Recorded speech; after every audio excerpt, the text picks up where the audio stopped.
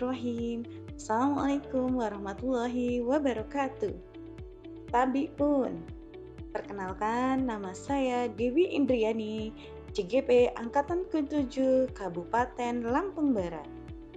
Dalam video kali ini saya akan mengkoneksikan antar materi modul 2.3 coaching untuk supervisi akademik.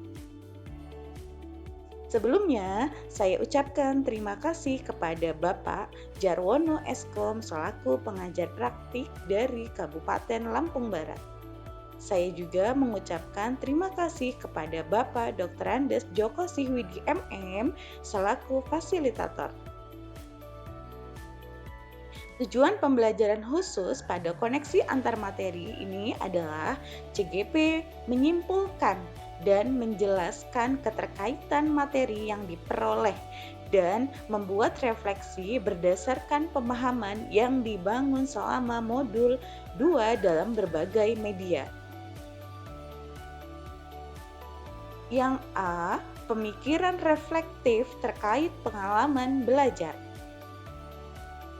1. Pengalaman materi pembelajaran yang diperoleh. Dalam modul 2.3 mengenai coaching untuk supervisi akademik. Coaching didefinisikan sebagai sebuah proses kolaborasi yang berfokus pada solusi, berorientasi pada hasil dan sistematis, di mana coach memfasilitasi peningkatan atas performa kerja, pengalaman hidup, pembelajaran diri, dan pertumbuhan pribadi dari coaching. Grand tahun 1999. Ada 3 prinsip coaching yang saya ketahui, yakni 1.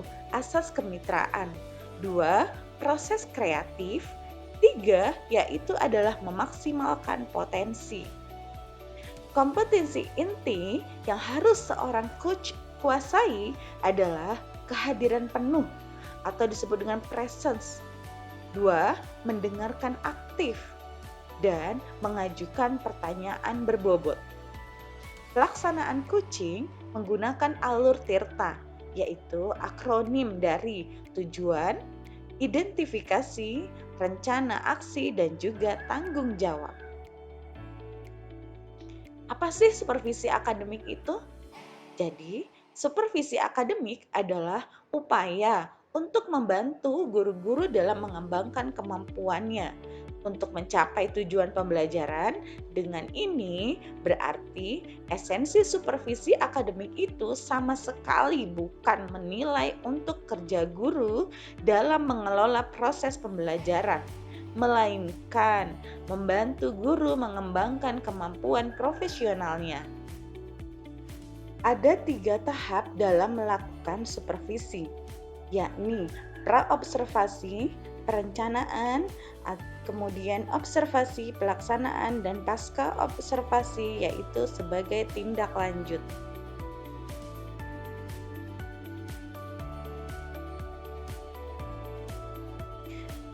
Kemudian, 2.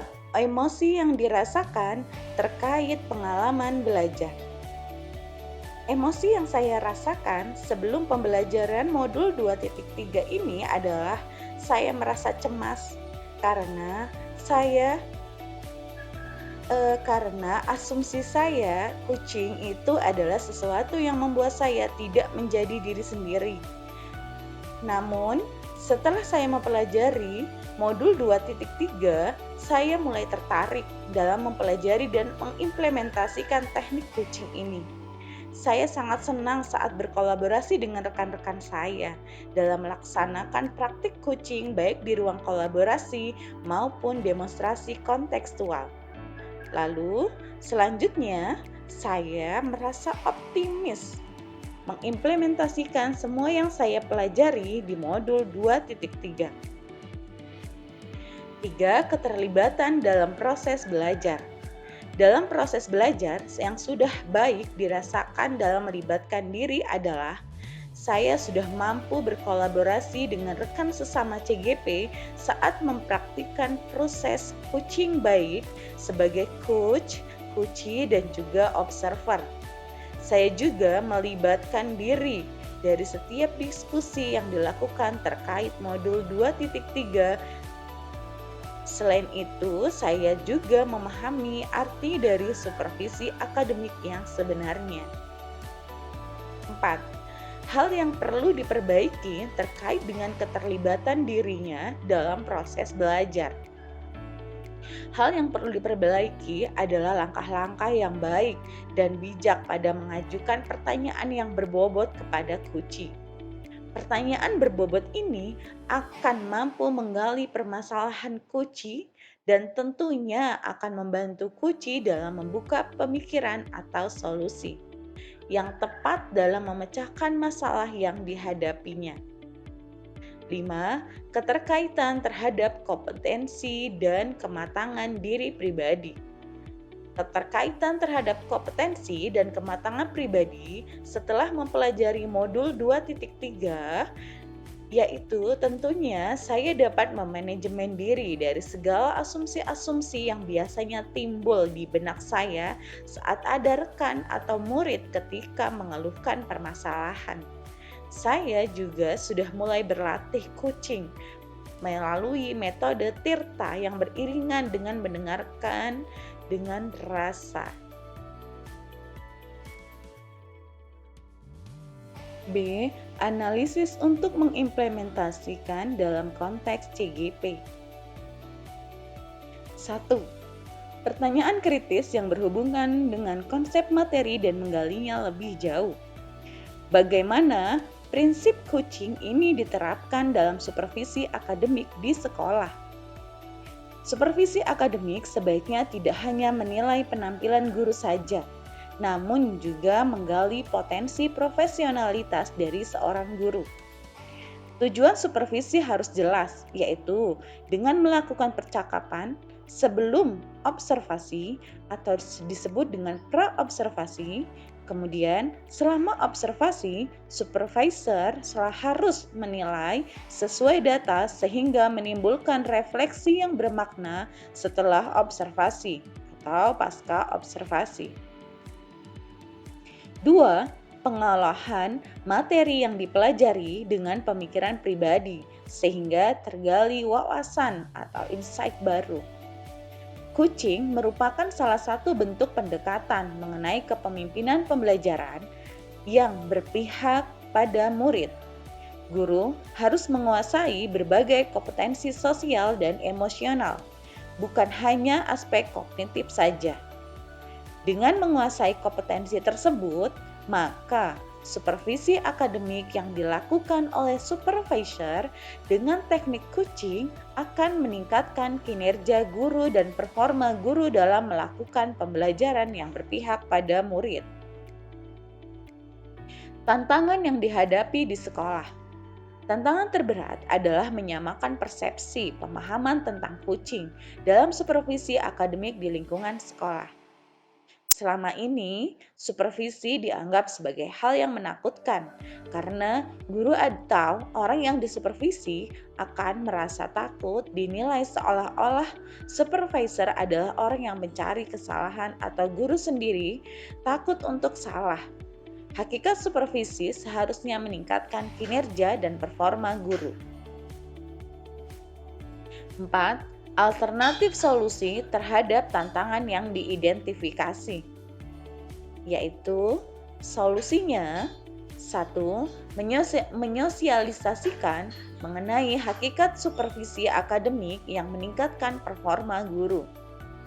2. Memberikan contoh praktik coaching baik kepada murid maupun rekan sejawat.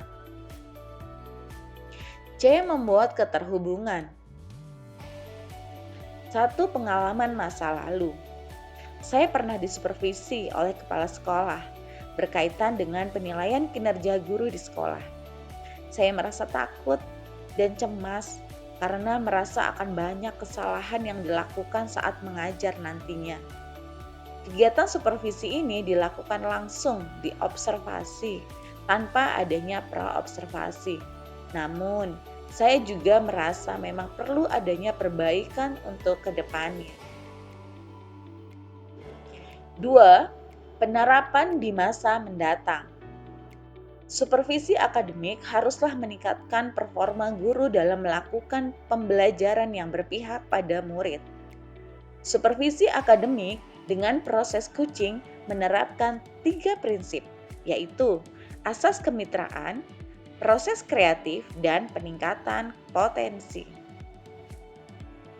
3. Konsep atau praktik baik yang dilakukan dari modul lain yang telah dipelajari. Modul 2.1.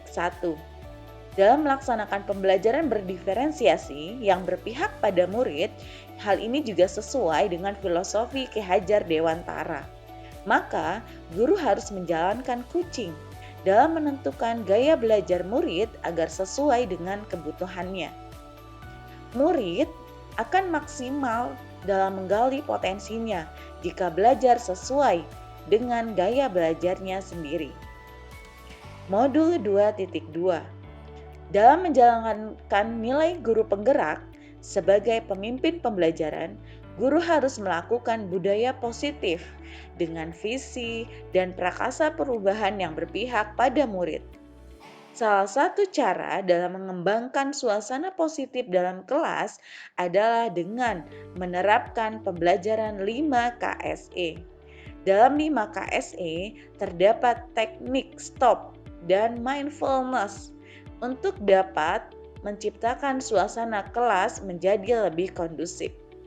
Saat melakukan coaching pun, coach harus melakukan teknik mindfulness agar selama proses coaching, coach hadir sepenuhnya dalam semua sesi tersebut. 4. Informasi yang didapat dari orang atau sumber lain di luar bahan ajar PGP. Yang pertama, melalui media online, yaitu terutama dari YouTube. Kemudian dari platform Guru Berbagi, kemudian juga dari platform Merdeka Mengajar. Informasi yang saya dapat selanjutnya yaitu adalah berasal dari praktik baik yang dilakukan orang lain.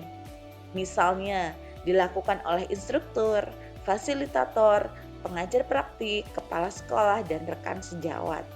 Kemudian yang ketiga yaitu saya mendapatkan informasi melalui komunitas guru.